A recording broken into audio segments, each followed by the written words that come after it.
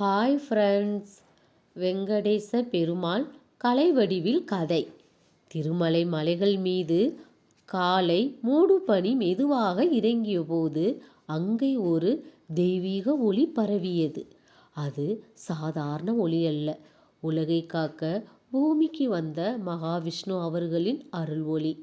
வைகுண்டத்தை விட்டு மனிதர்களின் துயரை போக்க அவர் திருமலையில் தபசு மேற்கொண்டார்.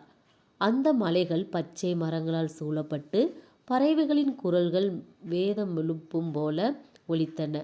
அங்கேயே பூமியில் பிறந்த ஒரு தேவக்கன்னி பத்மாவதி தேவி தாமரை வடிவிலிருந்து பிறந்தவள் போல அழகும் கருணையும் கொண்டவள். ஒரு நாள் வேட்டைக்கு சென்ற அரசன் காட்டில் ஒளிரும் ஒரு தெய்வீக உருவத்தை கண்டான். அது வெங்கடேச பெருமாள். பின்னர் பத்மாவதியுடன் அவரின் திருவுருவ சந்திப்பு நடந்தது. அந்த சந்திப்பு காதலாக மலர்ந்தது. மலைகளே மங்கள இசை பாடின, தேவர்கள் மலர் மாலை பொழிந்தனர். திருமணத்திற்கு பெரிய ஏற்பாடுகள் செய்ய வேண்டியிருந்தது. அதற்காக செல்வத்தின் அதிபதி குபேரன் அவர்களிடம் பெருமாள் கடன் பெற்றார். கலியுகம் முடியும் வரை நான் இந்த கடனை செலுத்துவேன் என்று அவர் உறுதியளித்தார். அதனால்தான் இன்று வரை பக்தர்கள் திருமலை திருப்பதி தேவஸ்தானம் சென்று காணிக்கை செலுத்துகின்றனர்.